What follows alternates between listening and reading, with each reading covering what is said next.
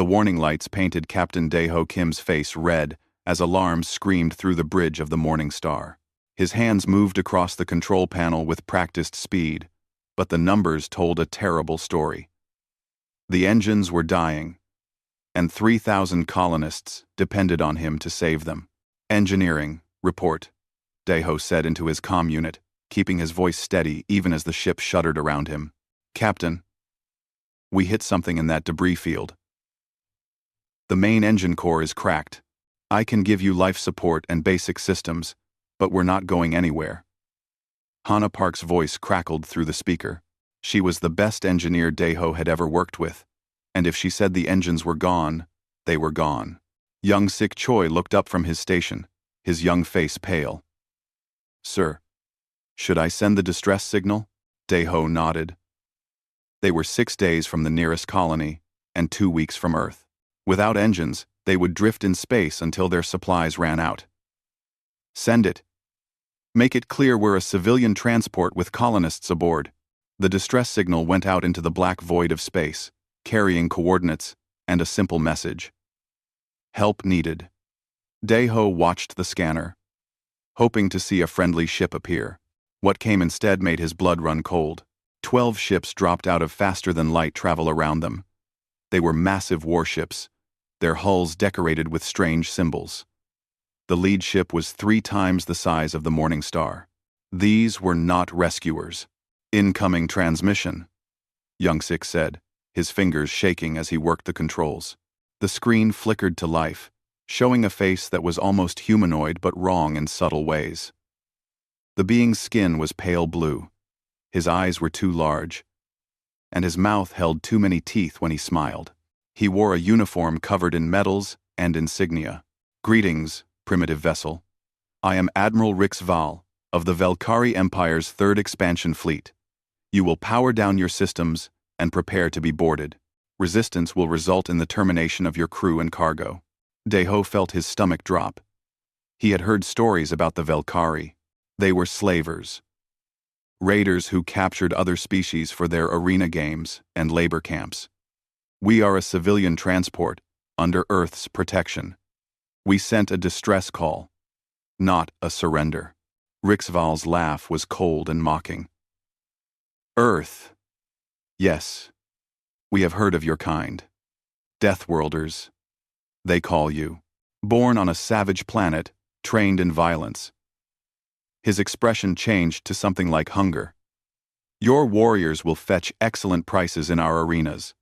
Your workers will serve in our mines. Your scientists will advance our knowledge. You should be honored." "You're making a mistake," Daeho said quietly. "A very serious mistake. The only mistake here is yours, human. You wandered into our territory. You are weak and alone. We are many and strong. This is how the galaxy works." Rixval made a gesture, and the transmission ended. Daeho turned to Young Sik. "Change the distress signal. Make it priority alpha." Young Sik's eyes went wide. "Sir, that's only for military attacks on civilians. That code hasn't been used since the Frontier Wars. I know what it means." "Do it." Daeho's voice was hard as steel. Priority Alpha was not a cry for help. It was a declaration.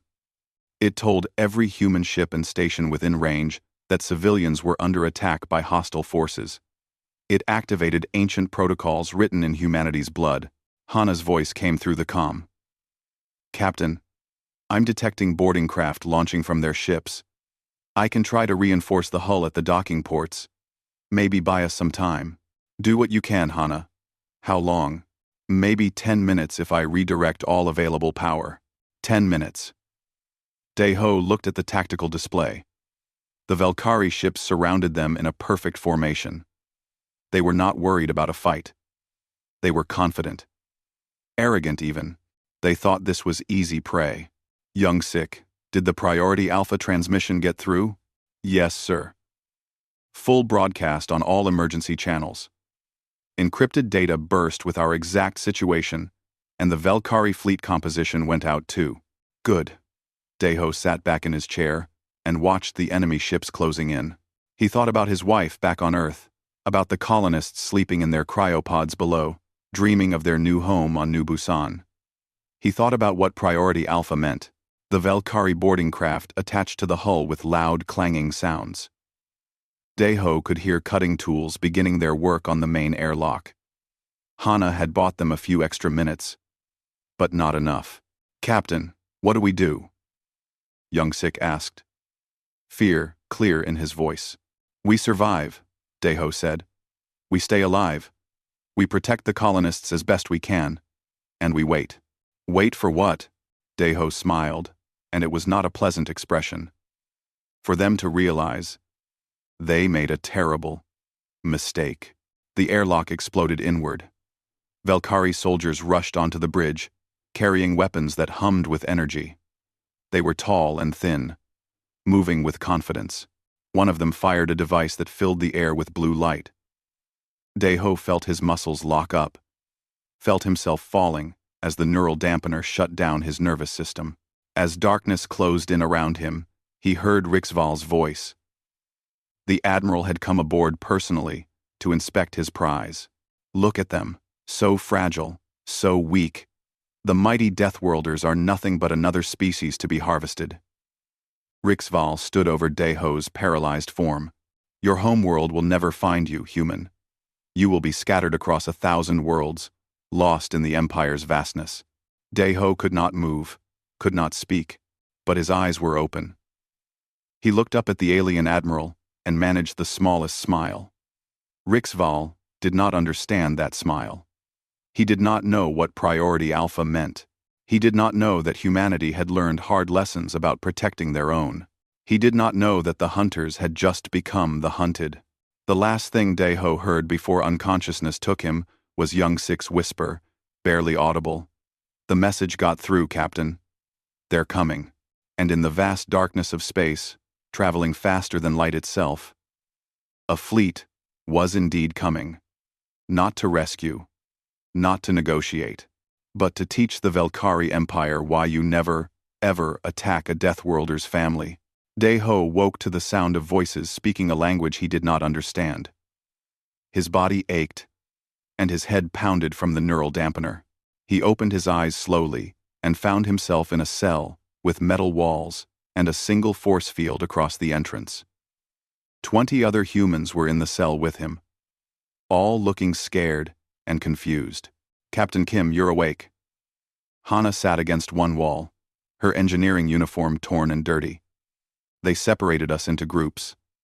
I think they're sorting us." "Sorting us for what?"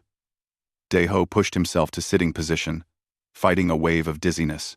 "I overheard some guards talking. They don't think we understand their language, but I've been picking up words. They're deciding who goes to the arenas, who goes to the mines, and who goes to their research labs."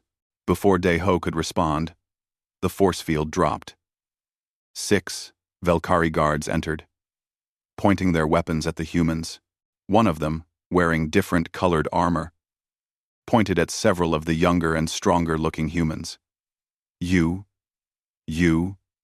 and you, come." One of the humans, a woman named Ji-won Lee, stepped forward. Daeho knew her file. She had been a Marine before retiring to join the colony mission.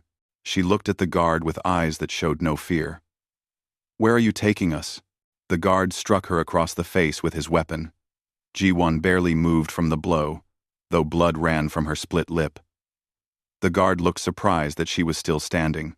"You do not ask questions, slave. You obey."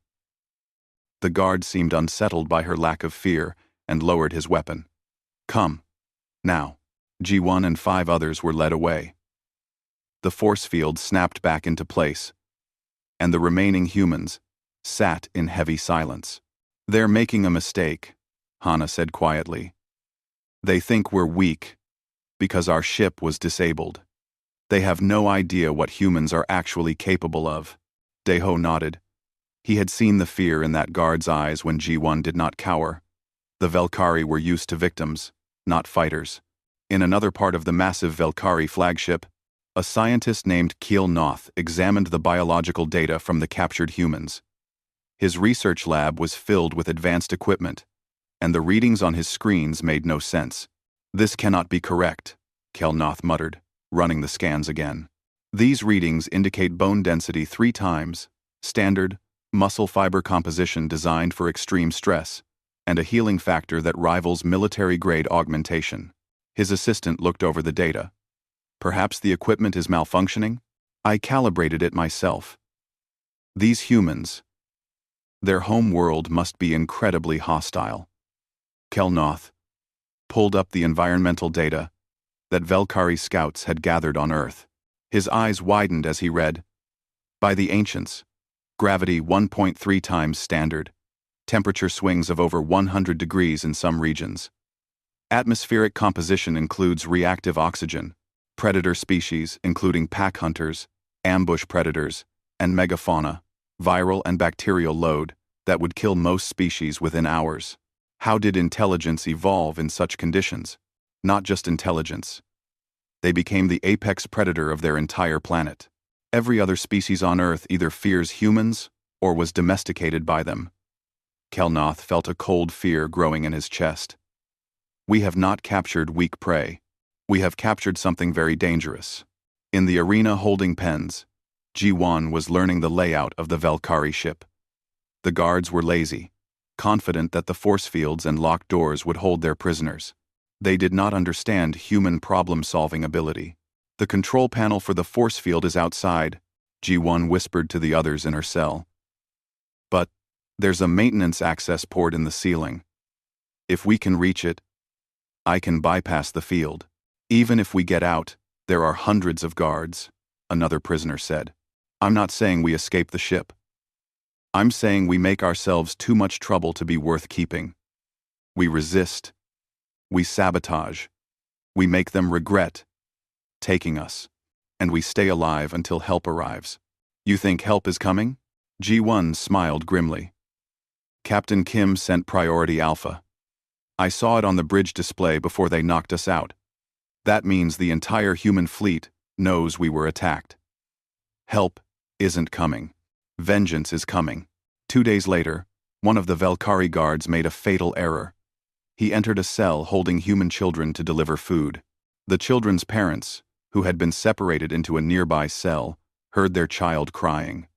3 human adults tore through the force field with their bare hands. The emergency alarms brought 20 guards running.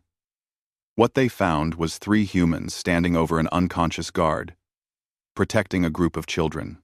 The humans were burned from the force field and bleeding from multiple wounds, but they were still standing, still ready to fight. It took all 20 guards to subdue them. 5 guards were injured in the process. The Velkari had never encountered prisoners who could force their way through active force fields through pure strength and determination. Admiral Rix Val heard about the incident and ordered Deho brought to his command chamber. The human captain was forced to kneel before the admiral's throne. "Your people are causing problems, human. They resist their fate. They injure my guards.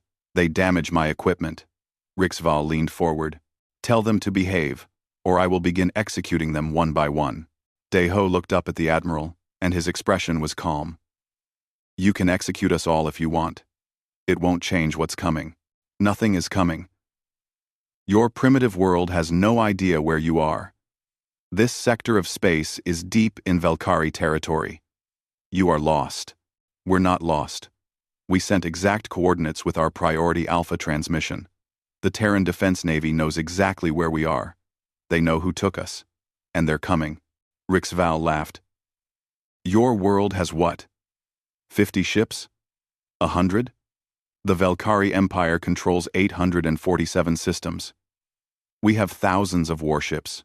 If your people are foolish enough to attack us, we will destroy them, and then take your Earth itself." You really don't understand what you've done," Deho said quietly. "Priority Alpha is not a distress call. It's a declaration of war. You attacked human civilians. That's a line you don't cross. I am tired of your empty threats." Rix Val gestured to his guards. "Take him back to the cells. Perhaps a few days without food will teach him respect." Rix Val, As the guards dragged Daeho away, a junior officer rushed into the command chamber. "Admiral, long-range sensors are detecting multiple contacts at the edge of the system." "How many?" "Sir, the count keeps rising. Initial reading shows over 200 vessels. They're in military formation." Rixval felt his confidence waver for the first time. 200 ships? What fleet is that large? The officer's voice shook as he read from his datapad. "Admiral, they're broadcasting identification codes. It's the Terran Defense Navy 3rd Fleet. They're demanding we return all humans immediately, or face immediate military action." The Admiral's face went pale. 200 ships. Not a rescue mission. An invasion force. He looked at the door where Daeho had been taken, and for the first time, he understood. The humans had not sent a cry for help. They had sent coordinates for a target. And now, the Deathworlders were here. The Velkari home system had never seen a fleet like this. 217 human warships hung in space, like predators waiting to strike. At their center was the flagship Indomitable, and on its bridge sat Fleet Admiral Sunmi Kang, known throughout human space as the Iron Phoenix. She looked at the tactical display showing the Velkari defensive positions, orbital platforms, defense stations, and the remnants of the 3rd Expansion Fleet. They outnumbered her in fixed defenses, but she had fought worse odds. "Open a channel to the Velkari flagship," Sunmi ordered. Her communications officer nodded, and moments later, Admiral Rixval's face appeared on the screen. "Return our people unharmed within 1 hour, or we will take them back," Sunmi said, her voice cold and precise. "Refuse, and we will dismantle your entire fleet. Resist, and we will teach you why Earth does not make threats, only promises." Rixval tried to maintain his composure, but Sunmi could see the fear in his eyes. "You dare threaten the Velkari Empire? We have defended this system for centuries. Our weapons will tear your ships apart." 1 hour, Sunmi repeated. "After that, we stop asking." The channel closed. Sunmi looked at her tactical officer. "Status? Their orbital platforms are powering up weapons. Their fleet is moving into defensive formation." "They're going to fight, Admiral." Sunmi nodded slowly. She had hoped they would be smart enough to surrender. She took no pleasure in what was about to happen, but she would not hesitate either. "All ships, battle stations, prepare to engage. Remember the rules of engagement. Precision strikes only. Minimize civilian casualties, but destroy every military target completely." The hour ticked away slowly. Rixval did not respond to the ultimatum. When the clock reached 0, Sunmi gave the order. "All ships, weapons free. Show them what happens when you touch our people." The 3rd Fleet moved forward in perfect coordination.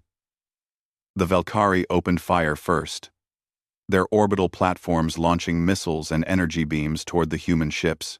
It looked impressive, a wall of fire and death racing through space. The human point defense systems activated. Thousands of small automated guns tracked and destroyed incoming missiles with impossible accuracy. Energy shields absorbed and dispersed the beam weapons. Some shots got through, burning into human ship armor, but the ships kept coming. "Return fire," Sunmi ordered. The human response was surgical. Each ship had been assigned specific targets before the battle began. Railgun rounds moving at a fraction of light speed tore through Velkari shields like paper. Missile swarms that could think and adapt hunted down defense platforms. Energy weapons, designed for precision rather than raw power, found weak points in enemy ships and exploited them ruthlessly. Within 15 minutes, the Velkari orbital defense grid was gone. Platforms that had defended their world for generations were now expanding clouds of debris. The Velkari fleet tried to rally, tried to counterattack, but they were fighting an enemy that had evolved in constant conflict. On one of the Velkari warships, a weapons officer watched in horror as a human destroyer performed a maneuver that should have killed everyone aboard. The ship spun, rotated, and accelerated at angles that would turn most species into paste from the G-forces. The human crew, protected by their Deathworld biology and advanced inertial dampeners, executed a flanking attack that destroyed 3 Valkyrie ships in seconds. "How are they doing this?" the officer whispered. "No one can fly like that." His captain understood in that moment. Humans were not just technologically advanced. They were biologically built for war. Their bodies could handle stress that would kill others.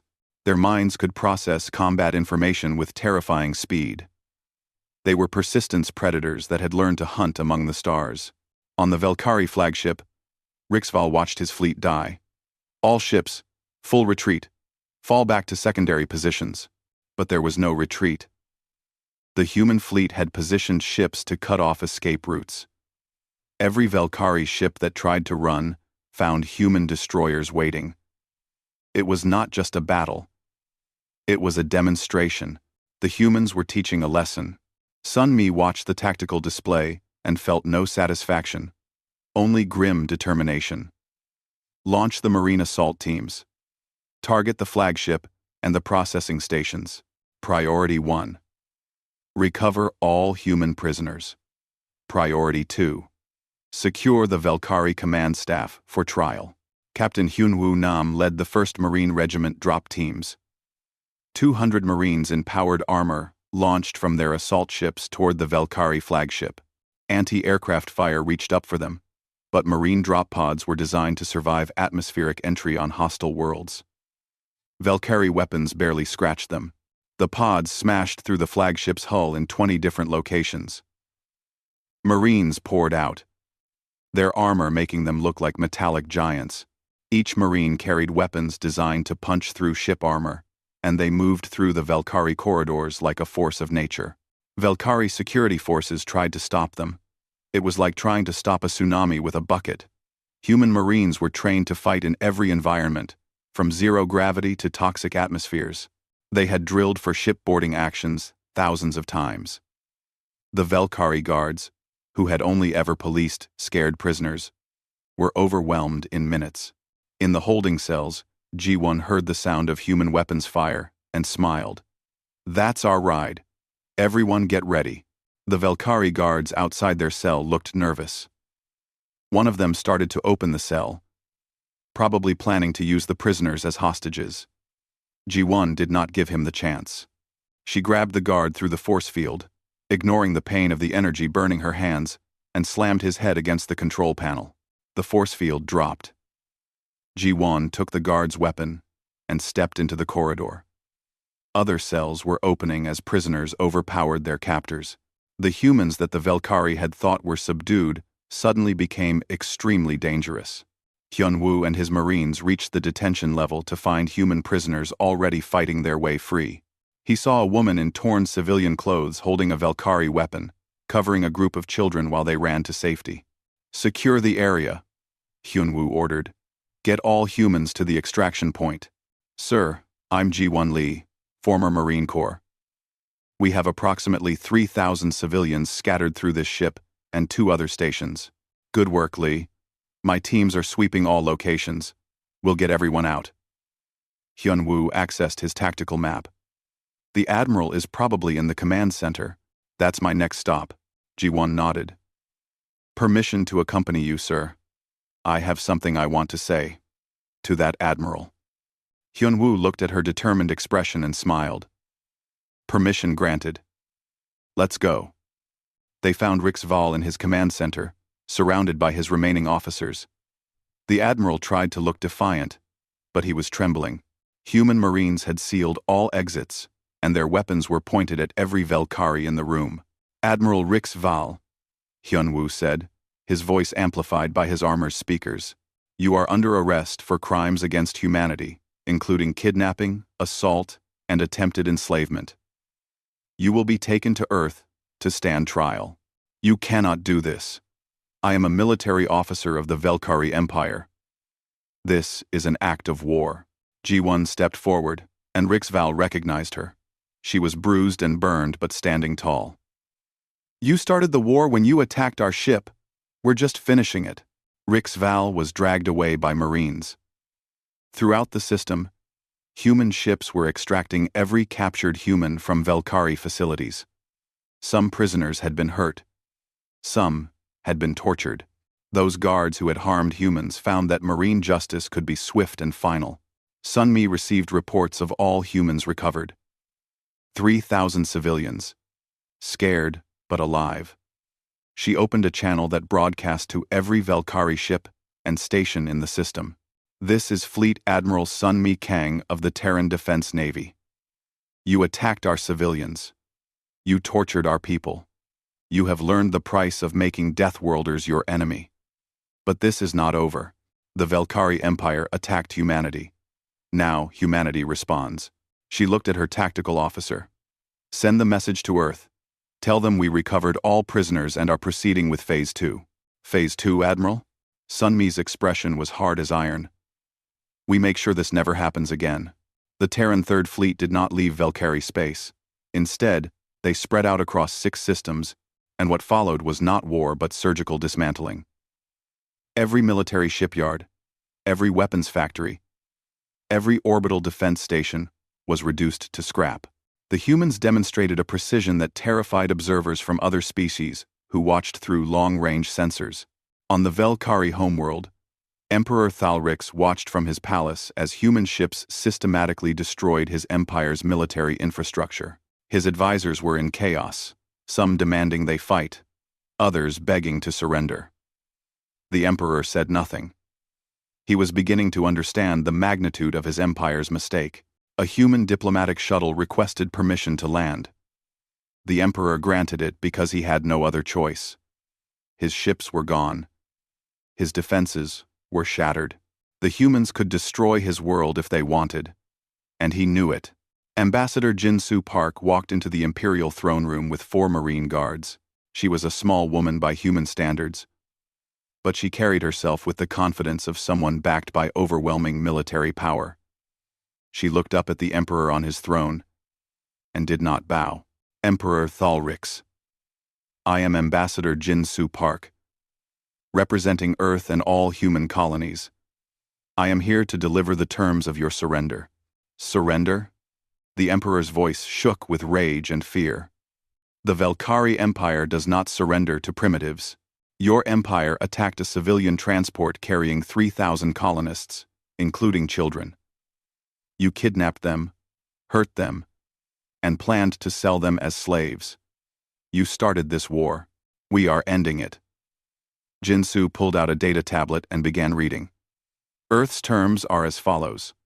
The Velkari Empire will pay reparations equal to 1 million credits per human harmed. All military personnel involved in the attack will be turned over for trial. You will publicly acknowledge your crime and humanity's sovereignty. Is that all? The emperor's voice dripped with sarcasm. No. Your military will be reduced to system defense only, with no ships capable of leaving Velkari space. This restriction will remain in effect for 50 standard years, monitored by Terran observers. Finally, you will construct monuments in each of your major systems. These monuments will commemorate your mistake, with inscriptions in both languages. Here stands our reminder. Never attack a Deathworlder's family. The throne room erupted in angry voices. Velkari, nobles and officers, shouted about honor and pride. The emperor raised his hand for silence. And if we refuse these terms? Jinsu met his eyes calmly. Then we continue Phase 3. We have identified another 20 military installations across your empire. We will destroy them all. After that, we will blockade your trade routes. Your economy will collapse within a year. Your people will starve. And when you finally beg for mercy, our terms will be much harsher. You would commit genocide?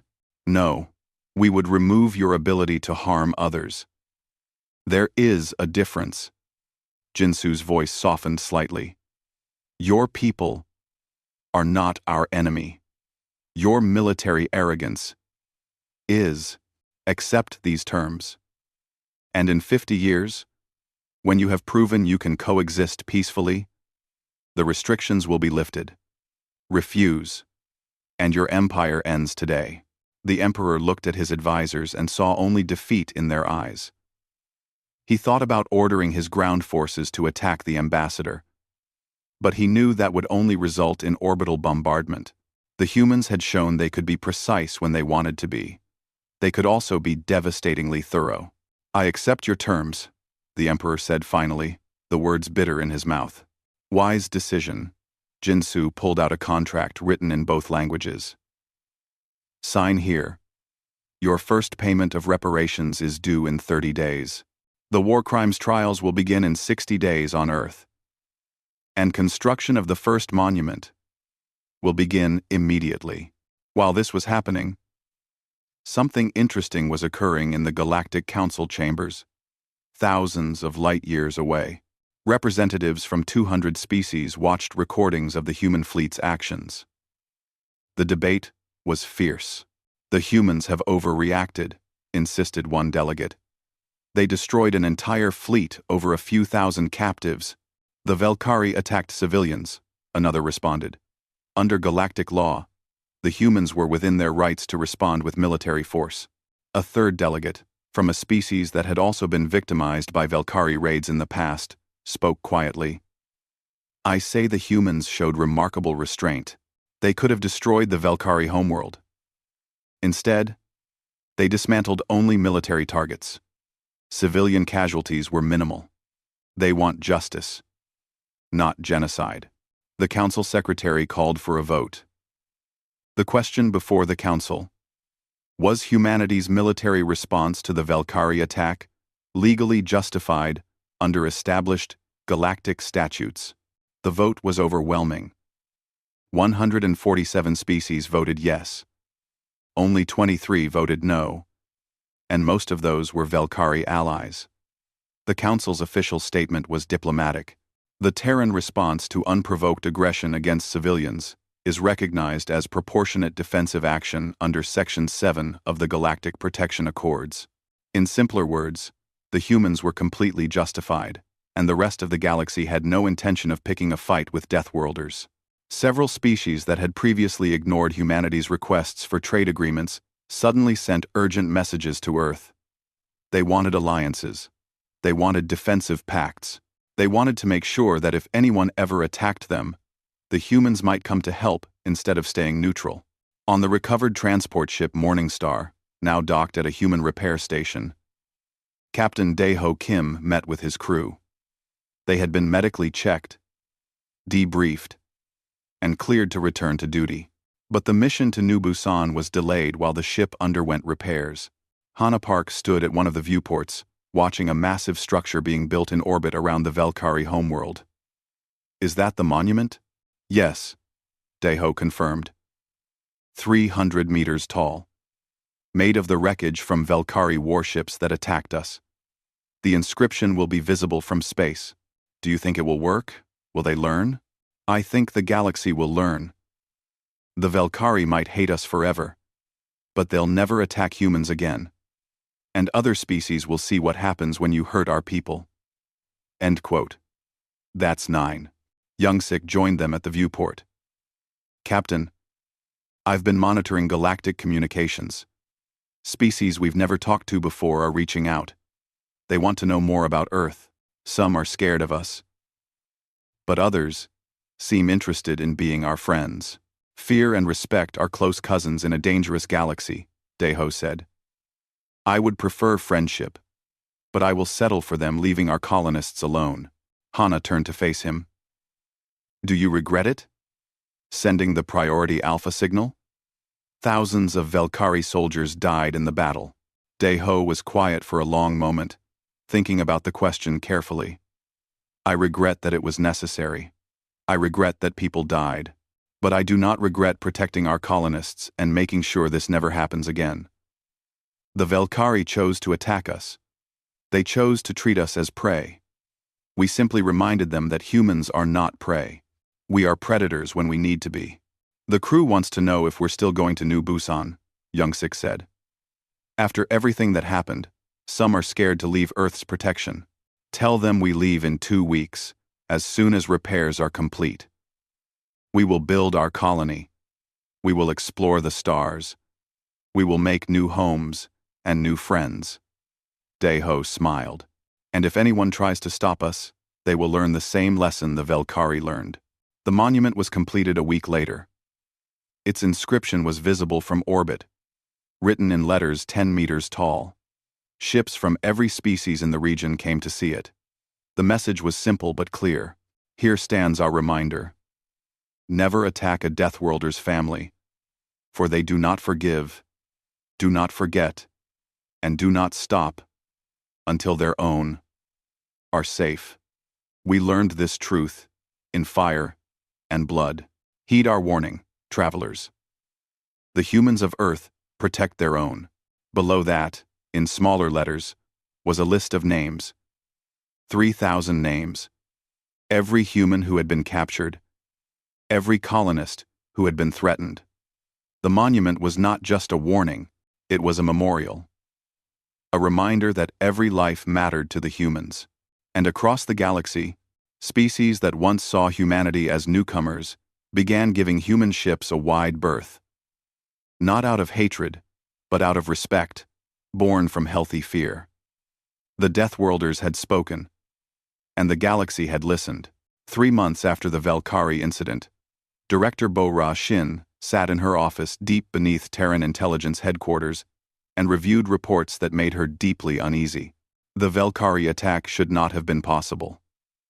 The Morning Star's route was classified information. The timing of the engine failure was suspiciously convenient. Someone had helped the Velkari set their trap. She called in her best analyst, a young man named Tae-min, who had a gift for finding patterns in data. Tell me what you found. Tae-min spread holographic files across the desk. The Velkari received detailed intelligence about human ship routes, crew complements, and response times. They were specifically told that Earth would not respond to a priority alpha signal with sufficient force to threaten them. Someone wanted to test how humanity would react to a large-scale civilian kidnapping. Who? A group calling themselves the Harmonious Collective. They're a coalition of older species who view humanity's expansion as a threat. They've been around for thousands of years, maintaining what they call galactic stability. Tae-min pulled up more files. They arranged the Velkari attack to see how we would respond. They got their answer, Bo-Ra said grimly. We sent an entire fleet and destroyed the Velkari military. Now, what? Now they're terrified. According to intercepted communications, they're debating whether to approach Earth with a formal ultimatum or to back off and pretend it never happened. An ultimatum? They provoked us, and now they want to threaten us? Bo-Ra felt her anger rising. Get me everything on this collective. Every member species, every known agent, every communication, and schedule an emergency meeting with the diplomatic corps. We need to decide how to handle this before they make their next move. The emergency meeting happened 2 days later. Ambassador Jin-Soo Park, fresh from her success with the Velkari, listened to the intelligence briefing with growing concern. So this collective arranged for our civilians to be attacked as a test? And now they're considering demanding we limit our expansion or face a united galactic response? That is correct, Bo-Ra confirmed. They represent 37 species, many of them major powers. If they unite against us, we could face a real war. Can we win such a war? Maybe. But at what cost? Millions of human lives? Billions of alien lives? Bo-Ra shook her head. This is not a fight we want. Jin-Soo thought for a long moment, then smiled slowly. Then we do not fight. We talk. And we make sure every species in the galaxy hears what we have to say. 1 week later, Jin-Soo stood before the full Galactic Council. Every species had sent representatives. The chamber held over 200 delegates, and all eyes were on the small human woman at the central podium. Members of the Galactic Council, I come before you today to address concerns about Earth's recent military actions and our place in galactic society. Jin-Soo's voice was calm and clear, amplified so everyone could hear. Some of you have called us aggressive. Some say we are dangerous. Some fear what humanity might become. So let me be very clear about who we are and what we want." She paused, looking around the chamber. "Humans are from a world that tried to kill us every day. We survived ice ages, predators, plagues, and our own worst impulses. We learned to cooperate because alone we died. We learned to innovate because stagnation meant extinction. We learned to protect our families because nothing else mattered more. When the Velkari attacked our civilians, we did not hesitate. We did not negotiate. We responded with overwhelming force because that is what you do when someone hurts your family. Some of you think this makes us monsters. I say it makes us human." A delegate from the Harmonious Collective stood up. "You prove our point, Ambassador. Your violent response to one incident shows that humanity is too dangerous to be allowed unrestricted expansion. The galaxy needs peace, not more warriors." Jinsu turned to face the delegate directly. "You arranged that incident. You helped the Velkari attack our ship to test us. You wanted to see if we were as dangerous as you feared. Well, congratulations. You got your answer. But you made one critical mistake. And what is that? You thought our strength made us your enemy. You thought our protective instincts made us a threat to peace. You were wrong." Jinsu's voice grew stronger. "Humanity does not seek conquest. We seek respect. We want to explore, to build, to learn, to grow. We want friends and allies, not subjects and slaves. But we will not be victims. We will not be prey. And we will never, ever, let anyone harm our people without consequences." She turned back to address the full council.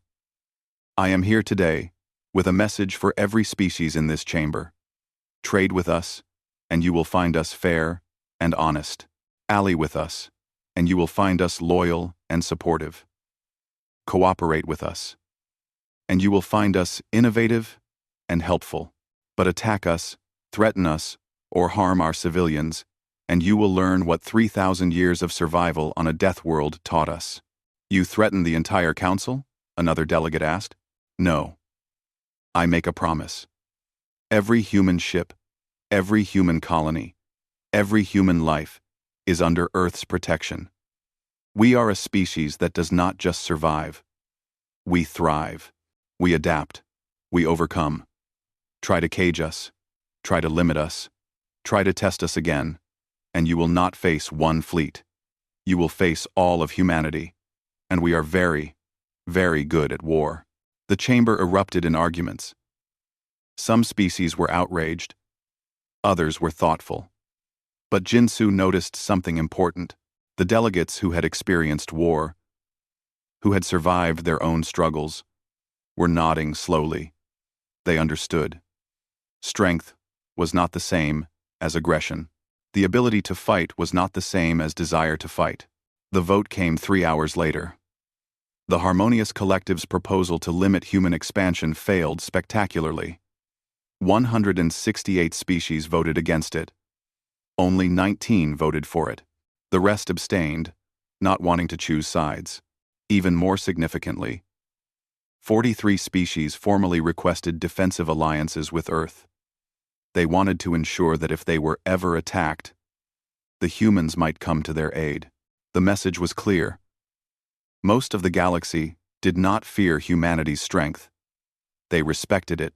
On Earth, Fleet Admiral Sunmi Kang stood in a military shipyard and watched the construction of a new class of warships. They were called Defender Class. Designed not for conquest, but to ensure no human ever needed to send another priority alpha signal. The lead ship was being named Morning Star, in honor of Captain Deho's vessel. A junior officer approached her. "Admiral, the council vote results are in. We won. The restrictions were rejected. We did not win anything," Sunmi said quietly.